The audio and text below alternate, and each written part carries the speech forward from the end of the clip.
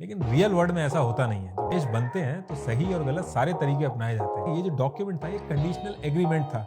इसका मतलब ये नहीं कि कश्मीर इंडिया का पार्ट बन गया। ये जो हमारी फौज के अंदर मुस्लिम लोग हैं, एक ये भी पॉसिबिलिटी हो सकती है कि वो उनके साथ जाके मिल जाए। जब ये लोग बारामूला पहुंचे तो इन लोगों ने इतनी ज्यादा तबाही मचाई कि वहां के लोग आज तक वो चीज भूल नहीं पाए। जैसे जैसे टाइम बढ़ रहा था वैसे पाकिस्तान का कश्मीर को लेकर ऑब्सेशन भी बढ़ रहा था। उनका ये कहना था कि जब 1-1.5 साल से युद्ध चल रहा था तो उसको थोड़ा और एक्सटेंड कर लेते, पूरा एरिया ले लेना चाहिए था। जो भी चीजें मैंने बताई पाकिस्तान ने यूएन के अंदर खुद एक्सेप्ट करी है और ये ऑन पेपर है। 1947 में जब अंग्रेज भारत छोड़ के जा रहे थे तो 15 अगस्त को जो हमें हिस्सा मिला था उसमें 40% के करीब जो रियासतों का हिस्सा था वो हमको नहीं मिला था।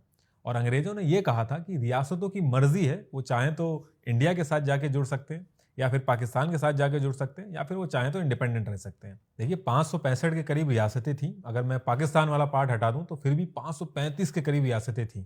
इन सब को जोड़ के एक देश बनाना था और ये कोई मजाक बात नहीं थी। इसका काम दिया गया था सरदार वल्लभ भाई पटेल को, जो हमारे उस समय के डेप्यूटी प्राइम मिनिस्टर थे।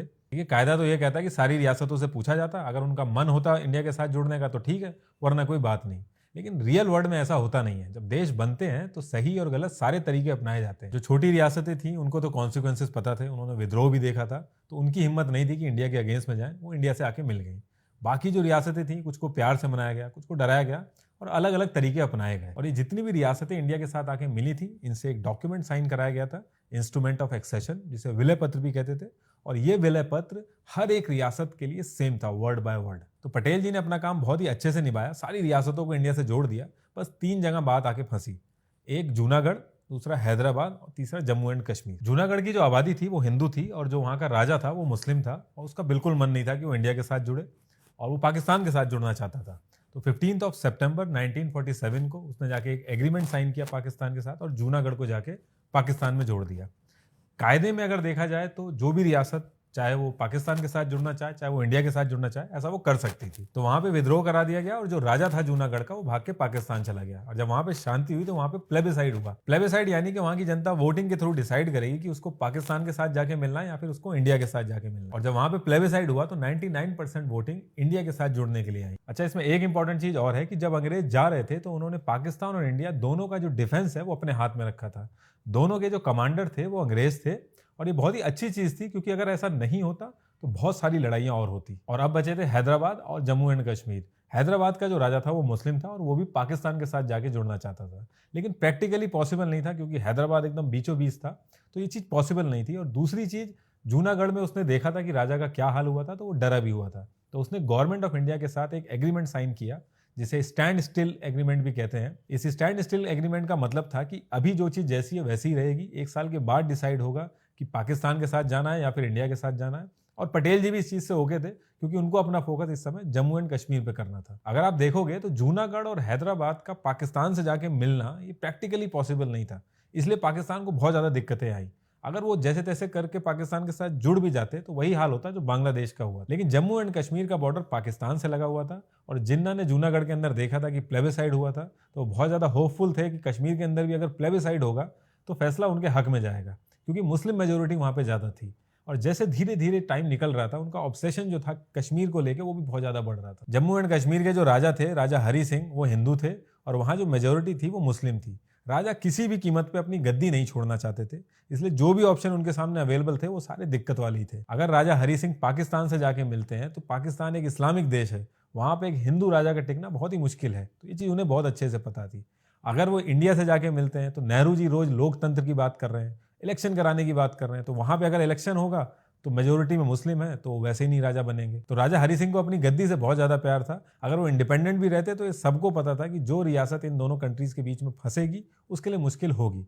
तो राजा हरि सिंह के लिए भी डिसीजन लेना बहुत मुश्किल था। जैसे जैसे टाइम बढ़ रहा था वैसे पाकिस्तान का कश्मीर को लेकर ऑब्सेशन भी बढ़ रहा था, लेकिन उनके सामने सबसे बड़ी प्रॉब्लम ये थी कि जो उनकी आर्मी थी वो अंग्रेजों के हाथ में थी, तो वो चाह के भी कश्मीर के ऊपर ऐसे अटैक नहीं कर सकते थे। पाकिस्तान ने पैरेलली 10,000 लोगों की आर्मी खड़ी करी जो कि सिविलियंस की तरह दिखते हो, आजाद कश्मीर फौज, जो कि कश्मीर पे अटैक कर सके। अब ऐसा नहीं है कि मैं इंडियन हूं तो झूठे फैक्ट्स बता के पाकिस्तान को ब्लेम कर रहा हूं। जो भी चीजें मैंने बताई हैं पाकिस्तान ने यूएन के अंदर खुद एक्सेप्ट करी हैं और ये ऑन पेपर है। जितनी भी चीजें इस पूरी वीडियो में मैं बता रहा हूं सारी की सारी इंटरनेट पे अवेलेबल है, सारे डॉक्यूमेंट्स अवेलेबल हैं, आप कुछ भी वेरीफाई कर सकते हैं। कुछ भी मैं अपने मन से नहीं बता रहा हूं। हरि सिंह को जब आजाद कश्मीर फौज के बारे में पता चला तो वो बहुत ज्यादा श्योर थे कि आराम से जीत लेंगे। उनके जो चीफ ऑफ आर्मी थे राजेंद्र सिंह, उन्होंने फिर भी समझाने की कोशिश की कि जो हमारी फौज के अंदर मुस्लिम लोग हैं, एक ये भी पॉसिबिलिटी हो सकती है कि वो उनके साथ जाके मिल जाएं। लेकिन राजा हरि सिंह के पास भी कोई और ऑप्शन नहीं था, और जैसे जैसे ये लोग आगे बढ़ते गए, जिस चीज का डर था राजेंद्र सिंह को वही हुआ, और ये लोग आउट ऑफ कंट्रोल होते गए। जब ये लोग बारामूला पहुंचे तो इन लोगों ने इतनी ज्यादा तबाही मचाई कि वहां के लोग आज तक वो चीज भूल नहीं पाए। जिस तरीके से पाकिस्तान का डिफेंस अंग्रेजों के हाथ में था, ठीक उसी तरीके से इंडिया का डिफेंस भी अंग्रेजों के हाथ में था। अब एक दिन के अंदर इंडिया आजाद सेना तो नहीं खड़ी कर सकता था, तो उन्होंने माउंट बैटन से बात करी। माउंट बैटन का स्टांस बहुत ही क्लियर था कि हम अपनी आर्मी का यूज किसी पे अटैक करने के लिए नहीं करेंगे। एक ही सिचुएशन में हम अपनी आर्मी का यूज करेंगे जब हमारे ऊपर अटैक हो रहा हो और हमें अपना डिफेंस करना हो। और क्योंकि कश्मीर इंडिया का हिस्सा उस समय नहीं था, इसलिए हम अटैक नहीं कर सकते। जब पाकिस्तान की सेना श्रीनगर से सिर्फ 50 किलोमीटर की दूरी पर रह गई थी, तब हरि सिंह ने इंडिया से मदद मांगी और इंडिया ने वीपी मेनन को हरि सिंह के पास भेजा एक डॉक्यूमेंट लेके। हरि सिंह ने वो डॉक्यूमेंट साइन किया और कश्मीर इंडिया का पार्ट बना। कुछ लोग जो कश्मीर को इंडिया का पार्ट नहीं मानते, उनका यह कहना था कि ये जो डॉक्यूमेंट था, ये कंडीशनल एग्रीमेंट था। इसका मतलब ये नहीं कि कश्मीर इंडिया का पार्ट बन गया। ये जो डॉक्यूमेंट वीपी मेनन ने साइन कराया था, ये वही डॉक्यूमेंट था जब इंडिया ने बाकी रियासतों को अपने साथ जोड़ा था तो उनसे साइन करवाया था। जब इंडिया ने कश्मीर में अपनी फोर्सेज उतार के एक तरफ से पीछे करना चालू किया, तो पाकिस्तान ने भी ट्राई किया कि वो भी अपनी फोर्सेज उतारें।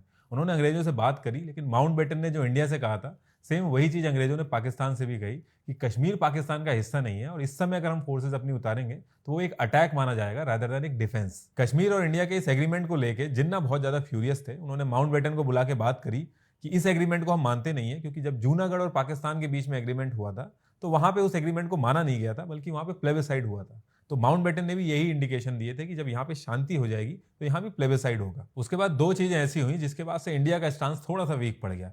पहली चीज, नेहरू जी मंच पे आके उन्होंने अनाउंस किया कि जैसे ही युद्ध विराम होगा उसके बाद हम लोग प्लेबिसाइड कराएंगे। और दूसरी चीज, जब ये 1-1.5 साल से युद्ध चल रहा था तो इस पूरी कंट्रोवर्सी को रिजॉल्व कराने के लिए नेहरू जी यूएन चले गए। अब जो लोग यूएन जाने से खुश नहीं थे, उनका यह कहना था कि जब 1-1.5 साल से युद्ध चल रहा था तो उसको थोड़ा और एक्सटेंड कर लेते और पूरा एरिया ले लेना चाहिए था rather देन यूएन जाने के। यूएन के अंदर भी जो हम लोगों ने कंप्लेन करी थी वो चैप्टर 6 के थ्रू करी थी, चैप्टर 7 के थ्रू नहीं। अब दोनों में डिफरेंस ये होता है कि जब आप चैप्टर 6 के थ्रू कंप्लेन करते हैं तो जो भी रेजोल्यूशन आता है यूएन की तरफ से वो आपको मानना या ना मानना वो आपकी मर्जी है। लेकिन जब चैप्टर 7 के थ्रू आप कंप्लेन करते हैं तो जो भी रेजोल्यूशन आता है यूएन का वो आपको मानना मैंडेटरी होता है। फिर यूएन का रेजोल्यूशन आया जिसमें 3 पॉइंट थे। पहला पॉइंट उसमें से ये था कि जो भी जहां पे है वहीं पे रुक जाए और लड़ाई को आगे कंटिन्यू ना करे। दूसरा पॉइंट उसमें यह था कि पाकिस्तान की फोर्सेस को कश्मीर को पूरी तरीके से खाली करना होगा और उसके बाद इंडिया की फोर्सेस पीछे हटेंगी। तीसरा पॉइंट यह था कि जब ये दोनों फोर्सेस पीछे हट जाएंगी तो वहां की जनता डिसाइड करेगी कि उनको पाकिस्तान के साथ जाना है या फिर इंडिया के साथ जाना है या फिर इंडिपेंडेंट रहना है। यानी कि वोटिंग होगी, वहां पे प्लेबिसाइड होगा। तब से लेके आज तक जिस पॉइंट पे लड़ाई रुकी है उसको एलओसी कहते हैं, लाइन ऑफ कंट्रोल, और जिस एरिया में पाकिस्तान है उसको पाकिस्तान ऑक्यूपाइड कश्मीर कहते हैं। और तब से लेके आज तक इसका कोई सोल्यूशन हुआ नहीं है।